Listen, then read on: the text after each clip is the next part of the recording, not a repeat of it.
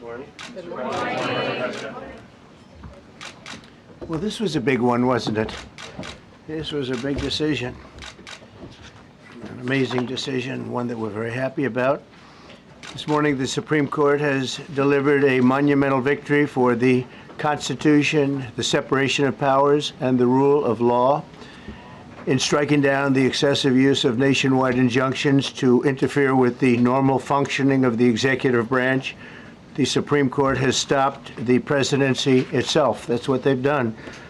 And really, it's been an amazing period of time, this last hour. There are people elated all over the country. I've seen such happiness and spirit. Sometimes you don't see that, but this case is very important. I was elected on a historic mandate, but in recent months we've seen a handful of radical left judges effectively try to overrule the rightful powers of the president to stop the American people from getting the policies that they voted for in record numbers. It was a grave threat to democracy, frankly, and instead of merely ruling on the immediate cases before them, these judges have attempted to dictate the law for the entire nation. In practice, this meant that if any one of the nearly 700 federal judges disagreed with the policy of a duly elected president of the United States, he or she could block that policy from going into effect or at least delay it for many years, tie it up in the court system. This was a colossal abuse of power which never occurred in American history prior to recent decades. And we've been hit with more nationwide injunctions than were issued in the entire 20th century together. Think of it, more than the entire 20th century, me. I'm grateful to the Supreme Court for stepping in and solving this very, very big and complex problem, and they've made it very simple. I want to thank Justice Barrett, who wrote the opinion brilliantly, as well as Chief Justice Roberts, and Justices Alito, Gorsuch, Kavanaugh, and Thomas. Great people. Thanks for this decision, and thanks to this decision, we can now promptly file to proceed with numerous policies that have been wrongly enjoined on a nationwide basis. And some of the cases we're talking about would be ending birthright citizenship, which now comes to the fore. That was meant for the babies of slaves. It wasn't meant for people trying to scam the system and come into the country on a vacation. This was, in fact, it was the same date, the exact same date, the end of the Civil War. It was meant for the babies of slaves, and it's so clean and so obvious. But this lets us go there and finally win that case, because hundreds of thousands of people are pouring into our country under birthright citizenship, and it wasn't meant for that reason. It was meant for the babies of slaves. So thanks to this decision, we can now promptly file to proceed with these numerous policies and those that have been wrongly enjoined on a nationwide basis, including birthright citizenship, ending sanctuary city funding, suspending refugee resettlement, freezing unnecessary funding, stopping federal taxpayers from paying for transgender surgeries, and numerous other priorities of the American people. We have so many of them. I have a whole list. I'm not going to bore you, and I'm going to have Pam get up and say a few words, but there's really, she can talk as long as she wants, because this is a very important decision. This is a decision that covers a tremendous amount of territory. But I want to just thank again the Supreme Court for this ruling. It's a giant. It's a giant. And they should be very proud, and our country should be very proud of the Supreme Court today. And with that, I'd like you to listen to the words of Pam Bondi. She's an incredible Attorney General. We're very proud of her. And as you know, Todd Blanche is with us, and we have so many others that worked on this case and other cases. And I think they're doing a great job. Pam, please say a few words. Thank you, President Trump. Thank you for fighting for all Americans. Americans are finally getting what they voted for. No longer will we have rogue judges striking down President Trump's policies across the entire nation. No longer. Today, in the 6-3 opinion, Justice Barrett correctly holds that the district court lacks authority to enter nationwide or universal injunctions. These lawless injunctions gave relief to everyone in the world instead of the parties before the court. As the Supreme Court held today, they turned district courts into the imperial judiciary. Active liberal judges have used these injunctions to block virtually all of President Trump's policies. To put this in perspective, there are 94 federal judicial districts. 5 of those districts throughout this country held 35 of the nationwide injunctions. Think about that, 94 districts, and 35 out of the 40 opinions with nationwide injunctions came from 5 liberal districts in this country. No longer. No longer. These injunctions have blocked our policies from tariffs to military readiness to immigration to foreign affairs, fraud, abuse, and many other issues. The judges have tried to seize the executive branch's power, and they cannot do that. No longer. No longer. And on immigration, on a side note, today marks 2,711 arrests on these terrorists and these gangs. Total arrest today with HSI investigations. And thank you, Stephen Miller. Thank you to Homeland Security. Thank you to everyone working hand in hand with the FBI on all of these transnational gangs. TDA has been a huge terror to our country, as well as MS-13, as well as Sinaloa cartels. No longer. No longer. These injunctions have allowed district court judges to be emperors. They vetoed all of President Trump's power, and they cannot do that. This has been a bipartisan problem that has lasted 5 presidential terms, 5 different presidents, and it has ended today. We will continue to fight for President Trump's policies. I want to thank the Office of White House Counsel, Dave Warrington. You and your staff have been incredible. Our Solicitor General's office, John Sowers, Sarah Harris, and Todd Blanche and Emil Bovey. Todd's going to say a few words because we've had another major ruling today on transgender books and some other great wins that we've had. But no longer will they have this power in our country. It is the president's authority under his executive branch to do everything to fight for the American people, and he will continue to do that. That's why he was overwhelmingly elected. Thank you. Thank you. Today's a great day for the rule of law. It's a great day for the Justice Department, and it's one that's been a long time coming, and one that every American should have been waiting for with bated breath. And so I echo what the President said and Attorney General Bondi, that the Supreme Court did a great thing today, not only for this administration, but for every American in this country. If not for the injunctions case, we would be here talking about another great decision that came down today, the trans books case, which restores parents' rights to decide their child's education. Seems like a basic idea, but it took the Supreme Court to set the record straight, and we thank them for that. And now that ruling allows parents to opt out of dangerous trans ideology and make the decisions for their children that they believe is correct. And so we thank the Supreme Court for that. There's been multiple decisions over the past several weeks that just show why this nationwide injunction ban had to happen. For example, what I mean by that is local district court judges issuing decisions that are clearly contrary to law just because they don't like the policy of President Trump. And when it gets to the Supreme Court has to correct it. But that takes time. The Attorney General thanked our lawyers, and I'll do it again. Our lawyers are working 24 hours a day, 7 days a week to fight these injunctions and to emergency appeals, emergency stays, going back to the district court judge, asking them to change their view. And so their hard work is really paying off today, but over the past few weeks. We had a stay of an order that prevented DHS from moving aliens to a third country. We had a stay of an order that stopped the Department of Defense from implementing military readiness, the EO that President Trump signed. We had another stay of an order forcing reinstatement of fired executive branch employees entirely within the President and Article 2, his right to do. We had a stay of, as you all know, of numerous DOJ cases. And again, every one of those stays requires a tremendous amount of work and effort by the lawyers and parties involved, and they should be doing other work. They should be doing the work that the President and this administration demands and has a right to demand, and not fighting these local judges who don't make decisions based on the law. They make decisions because they just simply don't agree with the administration's decision about a policy, and that's wrong. Thank you. Any questions? Yes, for Pam, please. Go ahead. Sure. Thank you, Madam Attorney General.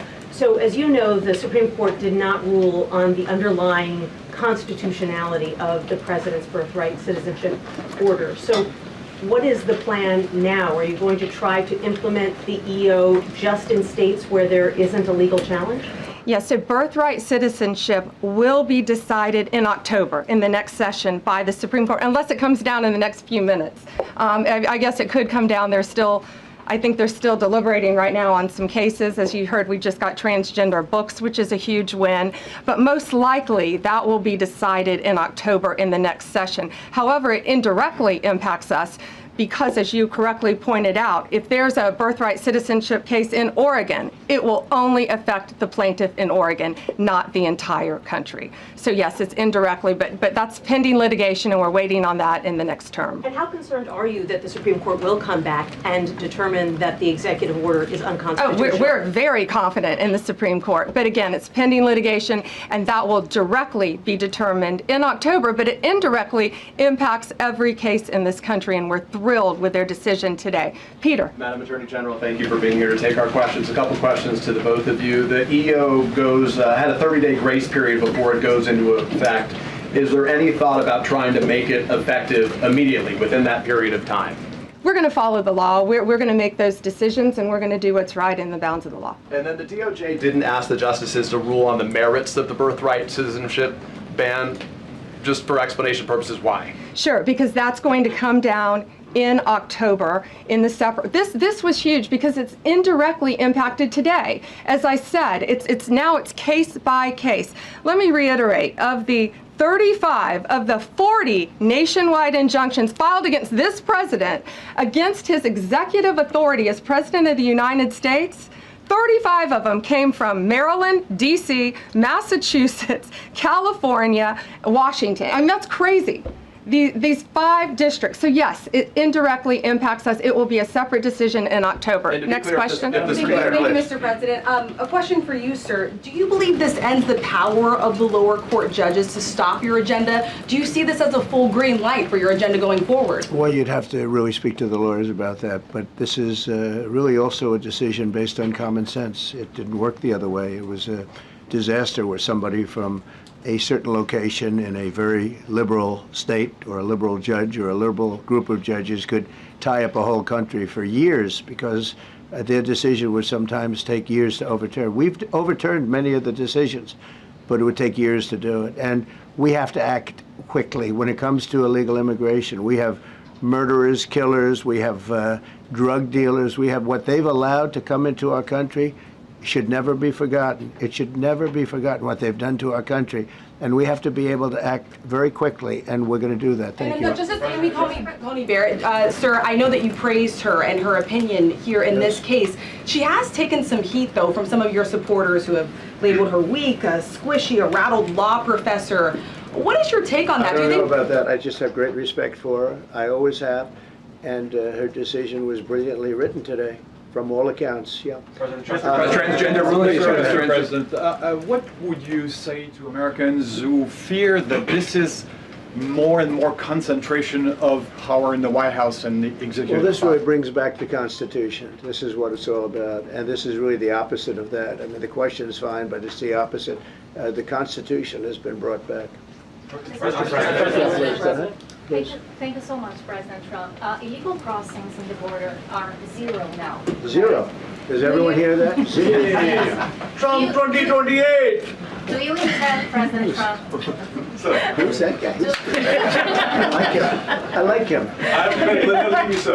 He's working the cameras. With this new reality, President Trump, in the border, do you intend to engage personally with leaders from South America, not only Central America, Sure. in order to I tackle do that this anyway. situation? situation I in do a that regional anyway. way, and if you have a perspective of meeting some Sure. presidents from South America, as Brazil, for example. Well, you see, as an example, not South America, but NATO over the weekend. Yeah. They have great respect for our country now. They did things that nobody thought was possible.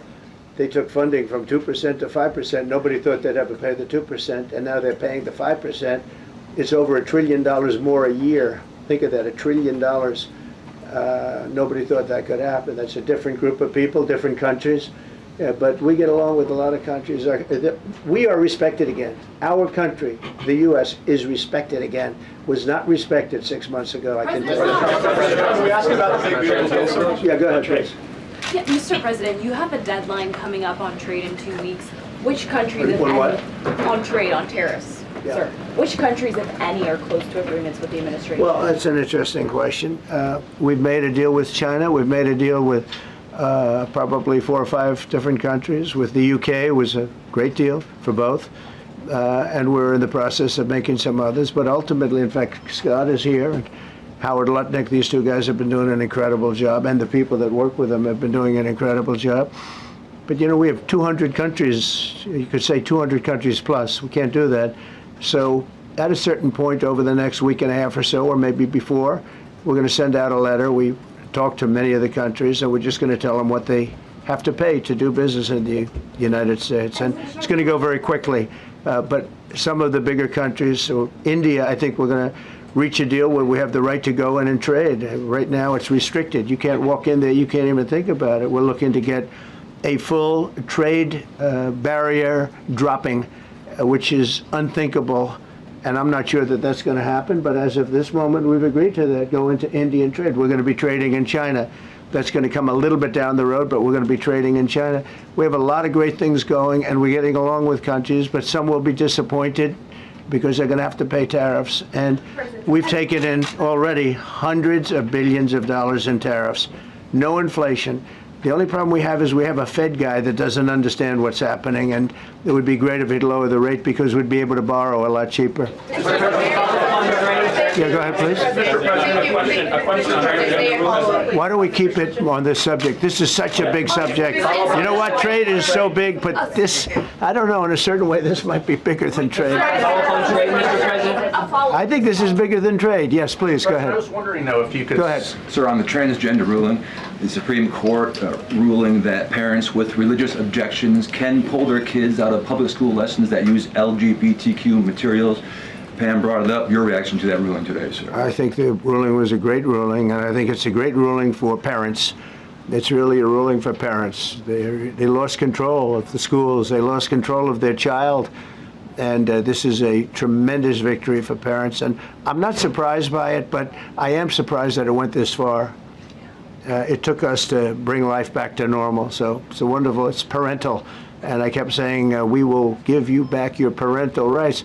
They were taken away, and this is a tremendous victory for parents. Yeah. Mr. President, if you look at the back at the last week, it's been extraordinary in terms of the action in the Middle East. You were at The Hague. I'm wondering hell of a week, hasn't it? I'm wondering now if you believe that Iran.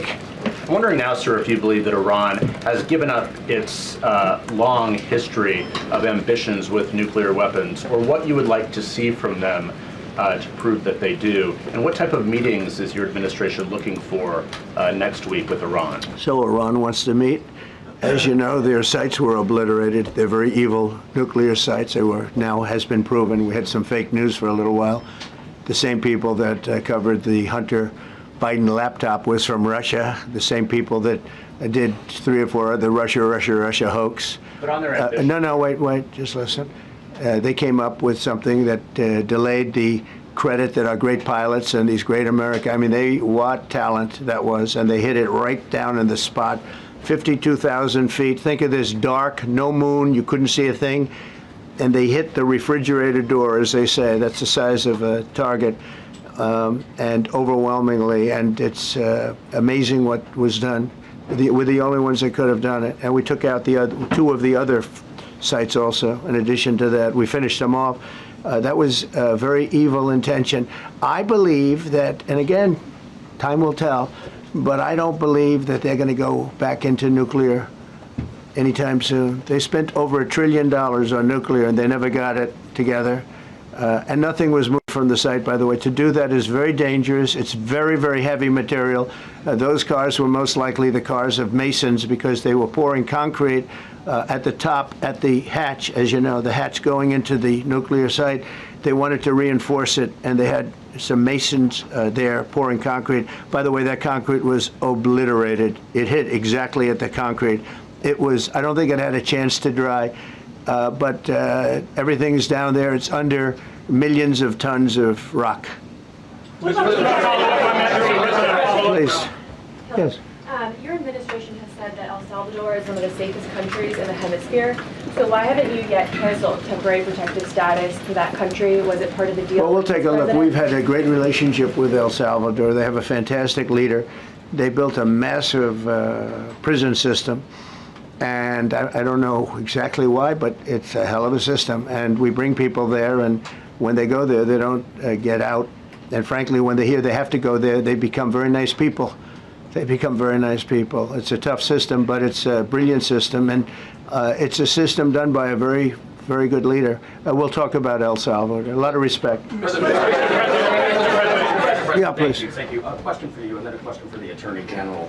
As you go into negotiations and talks with Iran, are you demanding not only that there would be no uranium production inside of Iran, but also that Iran would turn over all existing stockpiles of uranium? Well, you know, we're a little early for that, but something like that, yeah, we'll do something like that. Let me say that I've been saying for 25 years, even as a civilian, you cannot let them have a nuclear weapon, and that's what happened. It's been obliterated. It would be years before they could ever get going, and I really think it's probably the last thing. They have to recover from a hell of a tough war. Would you also be demanding that the IAEA have full rights to inspect in Iran? Or somebody, yeah, or somebody that we respect, and then including ourselves. And a question for both the President and the Attorney General. Under birthright citizenship, if this is implemented, who would be tasked with actually vetting citizenship?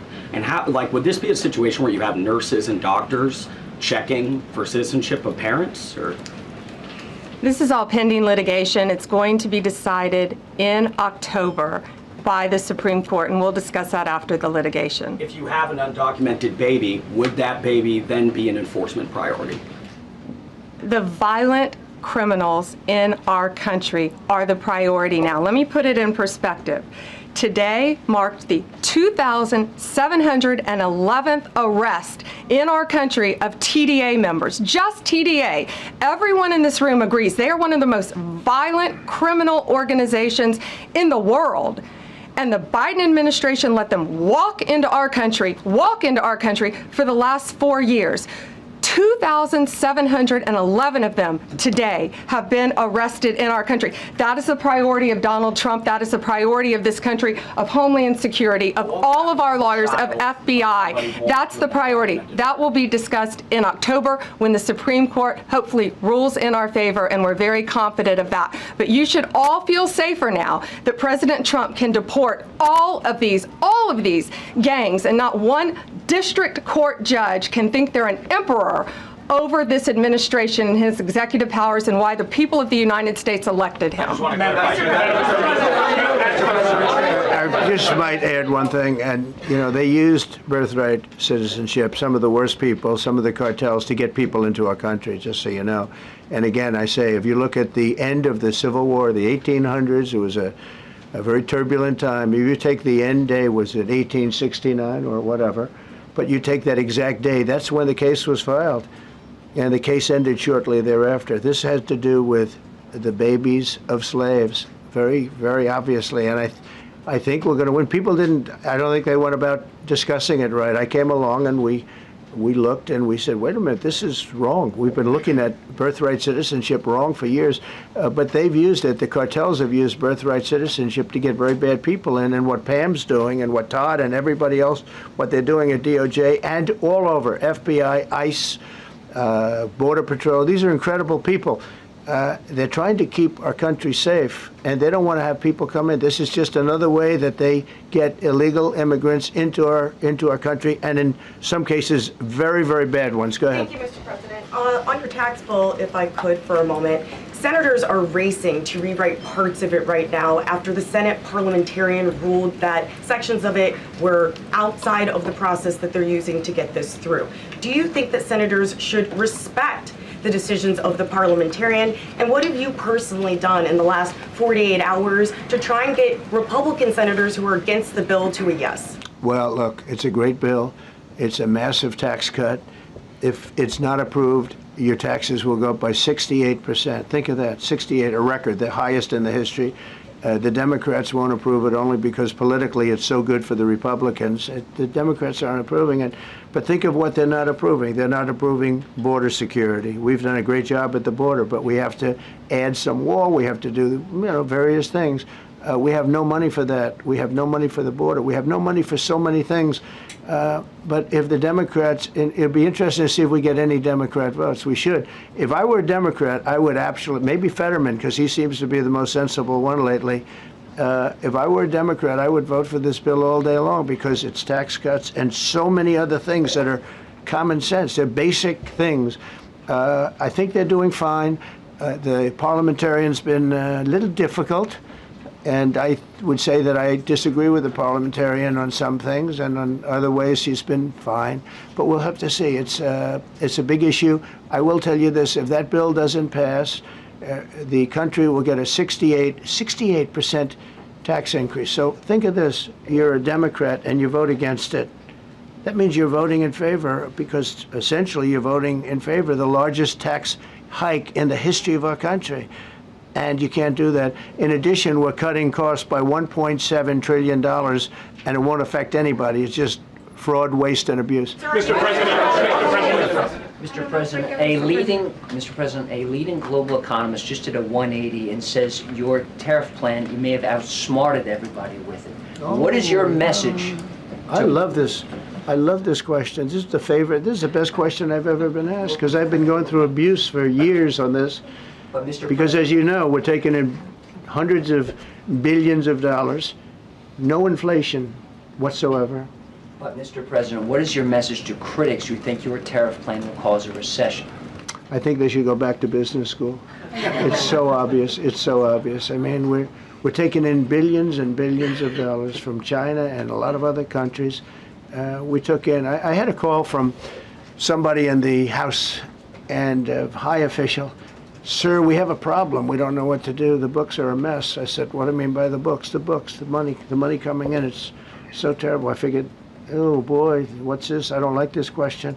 I said, so what seems, there's so much money coming in, and there must be some kind of an accounting mistake, because we have hundreds of billions of dollars more money than we thought. I said, do me a favor, go check call me back. You have to call me back. Check the tariff column. He calls me back 2 hours later, says, you're right. We took in $88 billion in tariffs. They have so much money coming in. But more important than the money coming in, we have companies coming in, factories coming in, auto plants being built. AI is being built here instead of being built all over Europe and Asia. We have all of it. We have over $15 trillion, just about, Scott. I think we're right about that number. We went to Saudi Arabia. We went to Qatar, we went to UAE, very smart people, very smart leaders, great leaders, and we took in $5.1 trillion just there. Without the tariffs, I mean, they also liked a thing called November 5th, November 6th, and November 7th. That was a very good little period of time. It's called the presidential election. You know, you used to have one-day election, now you have it go over it, but even if you just took that little period, because it was pretty obvious it was going to be a landslide, and they like that, but they love the tariffs. I had Texas Instruments come in the other day, big company, and he said, we're putting in $60 billion into new plants and new equipment, new everything. Sir, you're going to keep the tariffs, aren't you? Because if I ever took the tariffs off, and we are going to absolutely keep it. And they're worried that somebody that, like this communist from New York, someday gets elected. I can't believe that's happening. That's a terrible thing for our country, by the way. He's a communist. We're going to go to a communistic state. That's so bad for New York. But the rest of the country is revolting against it. But if somebody got elected, they're afraid that if this was taken off, well, we're going to guarantee it's never going to be taken off. And again, we're taking in think of this, hundreds of billions of dollars. And they were all confused because they've never seen this before. You know, it's always the other way. We don't have enough money. So much money is coming in at levels that nobody's ever seen. But most importantly, we have factories being built, car plants being built, companies moving to our country like never before. If you look at 15 trillion, and that's only in a few months, you know, I haven't been here that long. Presidents like the last one was a disaster. He's the worst president in the history of our country, by the way. What he did on our border can never, ever be forgotten. To me, that's the worst of all the things, and he's done some terrible things, grossly incompetent. Nobody knew it was him, because I don't think it was him. I think it was whoever was controlling the auto pen. But our country is doing great. And those leaders and other leaders I just left, as you know, a large group of the most highly respected people. And that includes big countries. When you look at Germany and France and Spain, although Spain didn't come through, but they will. By the way, guaranteed they will. That was the only country that sort of tried to hold back on putting up the money. But just so you know, they said, it's unbelievable what's happened to the USA. You were a dead country. We didn't respect the country, the leader. You were dead as a doornail. One said to me, you went from being a dead country, you are right now the hottest country anywhere in the world. The whole world is talking about the USA, and everybody wants a part of it, and they're pouring into our country, and you're going to see those numbers. Thank you for that question.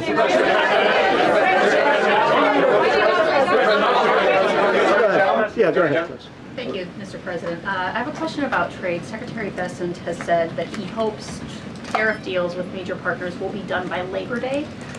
So if some deals are not done by your July 9th deadline, will some countries' tariffs go back up, or will they stay where they are now? Well, there are some countries that are used to ripping us off, to be honest with you. And I don't want to name them, but you sort of can name them. And they're so used to just, taking it billions and billions of, look, we had a trade deficit of more than $1 trillion. Think of a trillion, a trade deficit. That's because nobody cared. We cared a lot when, I took in hundreds of billions of dollars in tariff. We had the greatest economy in history up until now. I think we're going to blow it away. But during my time, and especially prior to COVID, we had the greatest economy in the history of our country. I think we're going to blow it away now based on the kind of numbers that we're seeing. But some countries are very angry because they've been ripping us off for years. They've been making billions and billions of dollars. There was nobody to negotiate with. They could do whatever they want. They charged us tariffs, by the way, at numbers that we've never seen before. And we ended up losing much more than $1 trillion a year. $1 trillion a year on trade. And now they're being met with a force that's far greater than them, and they don't like it. So they're upset because instead of making, $5 billion, they're going to break even. Or they'll make a little bit. I want to be nice. They'll make a little bit. Or we'll make a little bit. It's a big difference. Yeah, please go. Go ahead. Red dress. On the 2020 election, is there any more information on the special prosecutor? So many Americans still have questions about the 2020 election. And speaking of rogue judges, would you consider appointing somebody at DOJ maybe to investigate the judges that allowed for the political persecution of you, your family, and your supporters during the Biden administration? I love you. Who are you? I'm Kara from Lindell TV. Well, it's just a very nice question. And it's not a setup. I have no idea who you are, but I appreciate that question. All I can say is we're not here for that. I hope so. I hope they're doing a thing because that election was rigged and stolen, and we can't allow that to happen. A lot of people tell me, sir, you just won the greatest election in the history of our country. You won at numbers that won all 7 swing states, won the popular vote, won everything. Sir, go on with your life. And many people that say that, good people, friends of mine, then you have people that say that same thing, go on with your life, but you have to find out what happened because you can't let that happen again. Look at what this lunatic did. Look at what he did. He opened our borders to people that were murderers, 11,888 to be exact, murderers. And we've captured many of those murderers, and we're bringing them back, or some of them are so dangerous that we don't even want to bring them back. We're afraid they're going to try and come back in.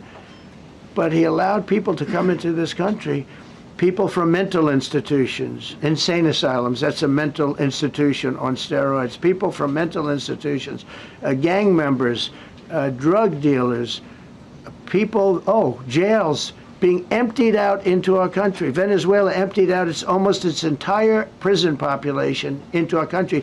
But I don't want to blame them. Many countries have done that.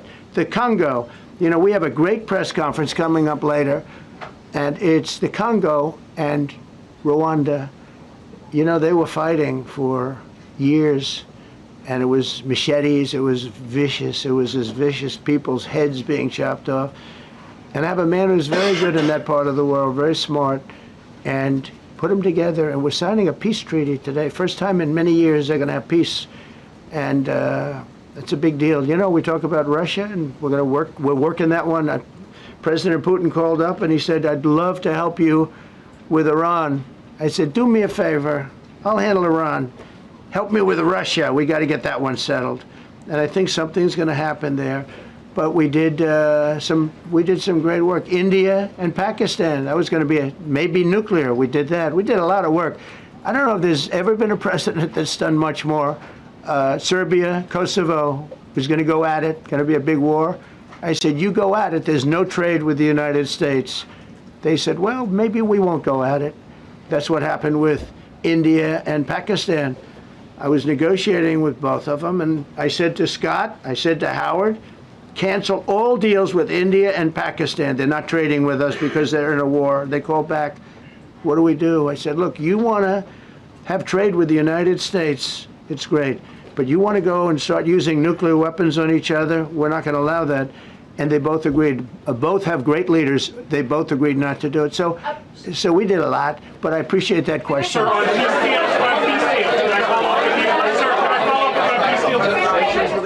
Thank you so much. Thank you, Mr. Orange. President. Thank you, Mr. President. I was just speaking with Senator Ron Johnson on the One Big Beautiful Bill, and he says he really wants to get to yes for you and get this accomplished. He does. He's a good man. But he also said that he needs more time, and he is not certain that the July 4th deadline is possible. Well, then he's not such a good man. Because there's too much work to do. He's a good man. Ron How Johnson's important- doing a good job. He's very committed. Every Republican senator is committed. And, you know, you could have a couple of grandstanders, in all fairness. You could have somebody else. And it's very dangerous because our country would go from being the most successful country in the world to who knows what happens with a 68%, think of it, 68% tax increase. That was given by the Democrats because they like high taxes. I don't know what happened. You know, all my life, I'd grow up and I'd watch politicians talking. I'd say, oh, that's fun. And they were always saying, we will cut your taxes. We will cut your tax. I never heard it. They say, we will raise your taxes. And they elect people like this guy in New York that maybe has a chance. I find it hard to believe, but he maybe has a chance. They want to raise your taxes. So they want to see a 68% tax increase. That's more money than anybody could afford. You'd go into a depression if that ever happened. So I think there's a lot of pressure to get that approved. How important is the July 4th deadline to you? If It's important. It's not the end all. August? It can go longer, but we'd like to get it done by that time, if possible. And look, we have a lot of very committed people, and they feel very strongly about a subjects that you're not even thinking about that are important to Republicans. The problem we have is that it's a great bill. It's a popular bill, but we'll get no Democrats only because they don't want to vote for Trump. If that bill was their bill, oh, they would be so happy. It's so great for our military. It's great for everything. And they would normally vote, but because their hatred of Trump, they have Trump derangement syndrome at levels never seen before. And instead of voting for a tax cut, they're voting for a tax increase of 68%. They're voting to destroy Social Security, destroy Medicare, and destroy Medicaid. And we're voting to make them perfect and to make them better, make them stronger and better. They're going to destroy Medicaid, and they're going to destroy Medicare, and Social Security will follow. If you vote for the Democrats, you're dead on those three things. Thank you, Mr. President. On a related subject, many Democrats have said that they are not going to support crypto bills in Congress only because of you and your family's personal crypto ventures. And these votes are in some cases needed to pass. Are you open to the idea of pulling away from your personal crypto ventures just for the next few years if that helps get these crypto bills passed in the next few months? Well, it's a very funny thing, crypto. So I became a fan of crypto, and to me it's an industry. I view it as an industry, and I'm president. And if we didn't have it, China would, or somebody else would, but most likely China. China would love to. And we've dominated that industry. It's a big industry, by the way. In fact, when the stock market went down recently, crypto and Bitcoin and all of that went down much less than anybody else as a group. And we've created a very powerful industry, and that's much more important than anything that we invest in. We invest in it, but really that was an industry that wasn't doing particularly well. I got involved with it a couple of years ago, and before the second term. I got involved before I decided to run. I only decided to run because I saw what was happening, and Biden was incompetent, and the administration was crooked and incompetent, and I was in Bitcoin then, not knowing if I was going to do it a third time. So it's become amazing. I mean, it's the jobs that it produces, and I notice more and more you pay in Bitcoin. I mean, people are saying it takes a lot of pressure off the dollar, and it's a great thing for our country. So I don't care about investing. You know, I have I have kids, and they invest in different things. They do believe in it, but I'm president, and what I did do there is build an industry that's very important. And you know, if we didn't have it, China would. Okay. Sir, Mr. President, go ahead. With the glasses, gentlemen. Go ahead, please. Go ahead. Thank you, Mr. President. So, are you going to cut funds in the sanctuary states, like for instance California, they keep supporting illegal immigration, and then these people work under Yeah, we're the giving them a table? hard time. And also, in a foreign policy I question. mean, they don't have a governor in California. They have a man that wants to give away everything to people that nobody's seen before. If we didn't go into Los Angeles with the military, which did a fantastic job, but if we didn't go into Los Angeles bringing in the National Guard, I would have brought the military if it was necessary, because you have to. We have the right to. That was another thing upheld by the Supreme Court. But if we didn't go in with the National Guard and be strong and tough, you wouldn't maybe have Los Angeles. It would be like the rest of California, the rest of Los Angeles. They lost 25,000 houses in a fire. They should have lost none. You know, I sent the water down. I had to break into their water supply because they just refused to do it. They're crazy. There's something wrong with them. They have plenty of water. They don't have droughts or anything. They have plenty. We let it come down from the Pacific Northwest. They routed all the water out into the Pacific Ocean for environmental reasons, okay? And now you have 25,000 houses, none of which would have burned down if you had the water. They didn't have water. They didn't have water for the fire pumps. They didn't have water in the sprinkler systems that people put in. So the answer is we're going to work with governors. We're going to work with radical left Democrats and Democrats, and we're going to make it good for everybody. We'll have to stop the crime in those, or in the case of the cities, I think I can say just about all cities with heavy crime are run by Democrats. Go ahead. 11 lies. Yeah, with the glasses. I'm with Iran. Go ahead, yes. International. Yeah, no, the man behind you, yeah, please. President Trump, Anthony Marshak from Amphibia, Lebanon. I want to ask you regarding the threats posed by Iran's allies and proxies operating in the U.S. They were threatening your life. So what do you say about that? And regarding the Lebanon, because Hezbollah is as well part of Iran's allies, is there any time frame in Lebanon regarding disarming Hezbollah in Lebanon? Yeah, Lebanon is a great place with brilliant people. You know, it was known for the professors and doctors and had an incredible history, and hopefully we can bring it back again. I just appointed a friend of mine who's Lebanese, and I didn't know he was Lebanese. I've known him for 20 years, very, very successful man. And I just appointed him. And I said, why would you want that? He said, because I was born there, I was raised there, I love it. I love it so much. I said, you know, it's very dangerous going to Lebanon as ambassador. And he said, that's what they say, but I don't care about danger. I mean, this is a guy that is just a very big business guy. He wants to give up his whole life to go to Lebanon because he believes in it so much. We're with Lebanon all the way. We'll try and straighten it out. Your life as well. So what actions? Threaten my life? Yeah, they have threatened. I get that throbbing feeling every once in a while. Get that throbbing feeling, but you know what? That's okay. This is a dangerous business. What I do is a dangerous business. You know, I tell the story of the car companies and different people in different professions you have. Race car drivers, as an example. 1/10 of 1% die. Bull riders, 1/10 of 1%. That's not a lot, but it's people die. When you're president, it's about 5%. If somebody would have told me that, maybe I wouldn't have run. Okay? This is a very dangerous profession.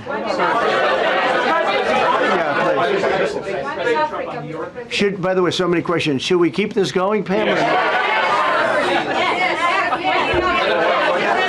This is the opposite of Biden. Biden would take a half a question and he'd leave without answering it. Go ahead. On Iran. You tell me when it gets boring. Okay. If Iran. Are you from Iran? No, I'm not from Iran. I'm from the UK.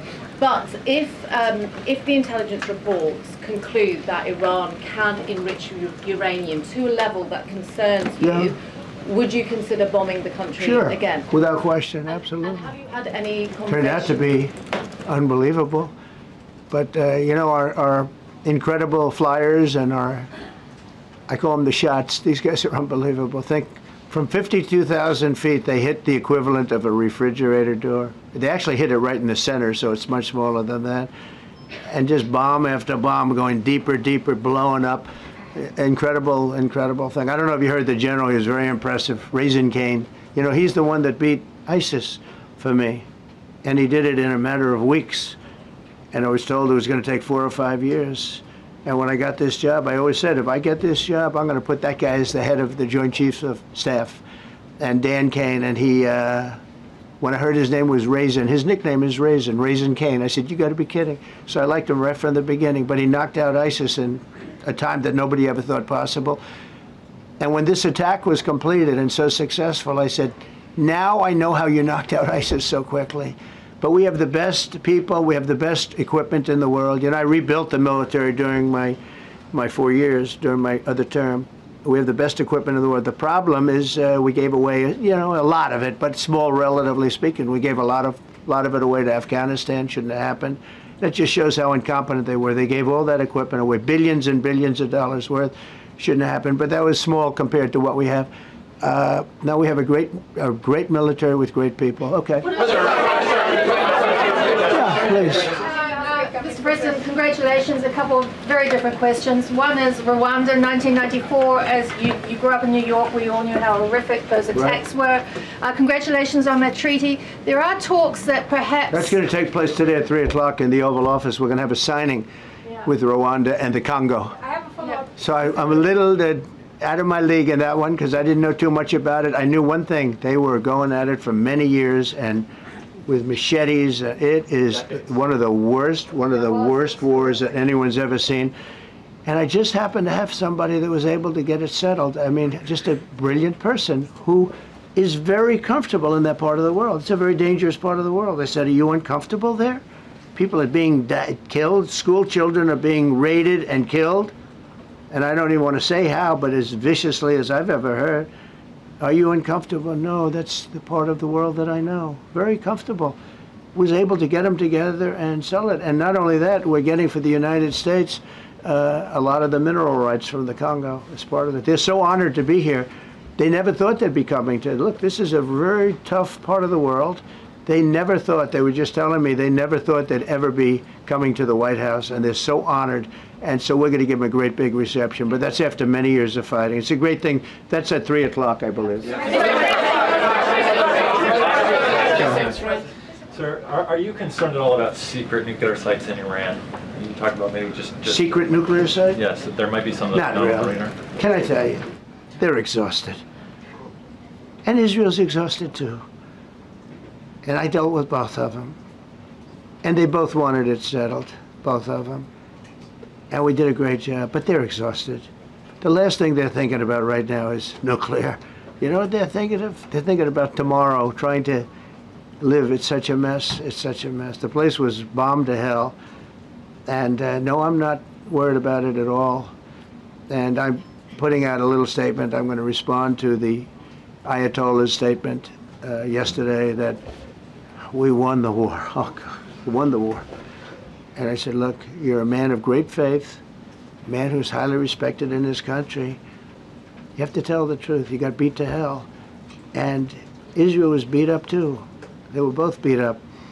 And it was a great time to end it. It was quick.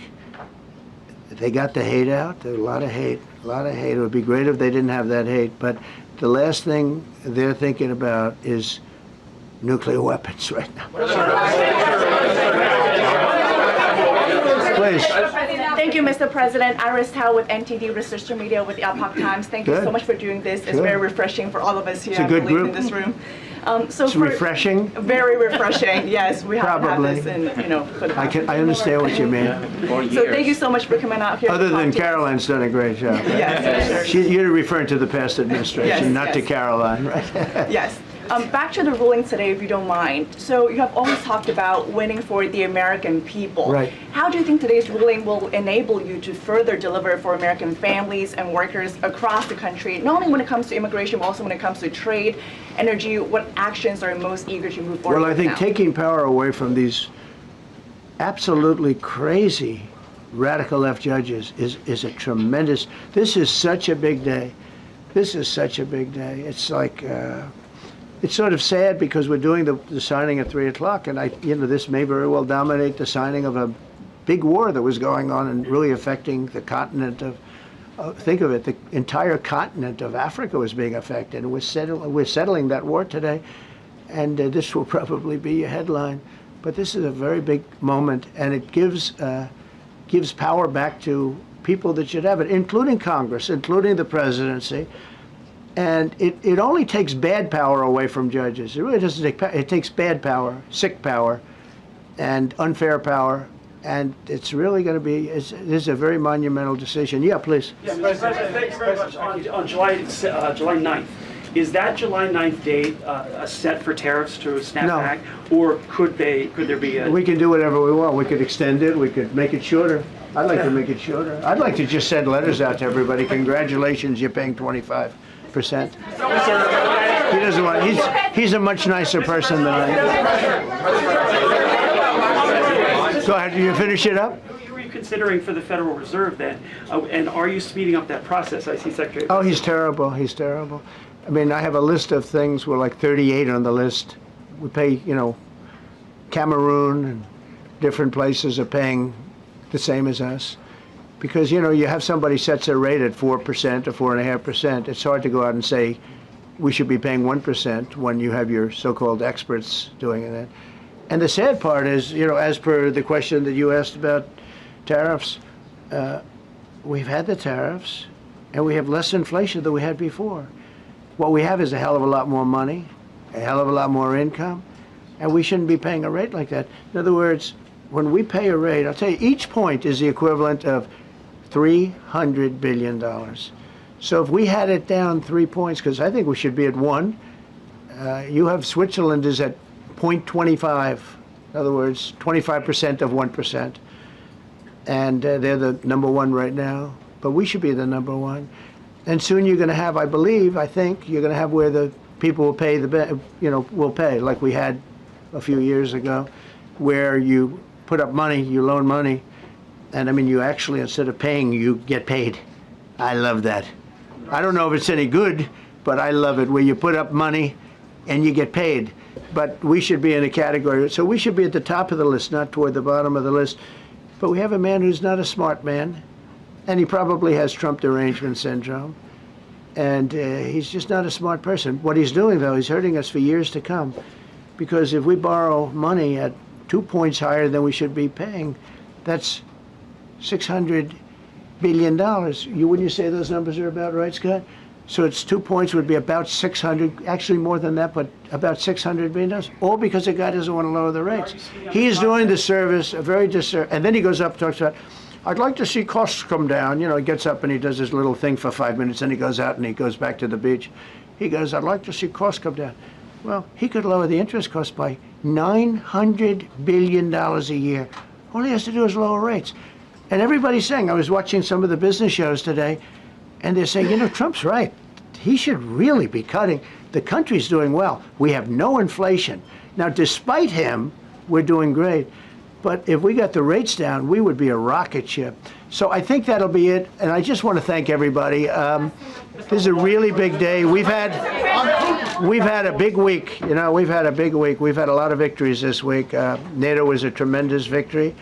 The war was a tremendous. Look, we were talking about this for 30 years, about Iran being nuclear. And all I said is it will not be nuclear, and it's not going to be nuclear. And You know, I want to give credit to a lot of people, and most importantly to our great military. Boy, they put out that fire. Once that happened, once those bombs got dropped, that war was over. That war was over. But I just want to compliment them. Incredible. The general and all of his generals. Pete Hegseth was great. They all. And now I want to compliment Pam. A lot of genius went into this. You know, people, if you don't say it exactly right, if the Supreme Court doesn't get it because it's incorrectly spoken about, and that happens. A lot of cases are lost because they don't say the right words. But I want to correct. She's going to go down as a great attorney general. I may change my mind about that. I don't know. Maybe someday I'll have call and say I was only kidding. She's going to go down as a great attorney general. This was a tremendous win, and we've had tremendous wins, but this was a tremendous win today. So I just want to congratulate you and Todd and your whole staff. Very brilliant people, and we can't forget John Sauer. That's right. Who is with. There's a medical emergency within his family, so he's taking care of that, and we said absolutely. So I just want to thank everybody very much. Thank you. Mr. Jeff Bezos on his wedding weekend. Sir. Thank you, Mr. President. Thank you, sir.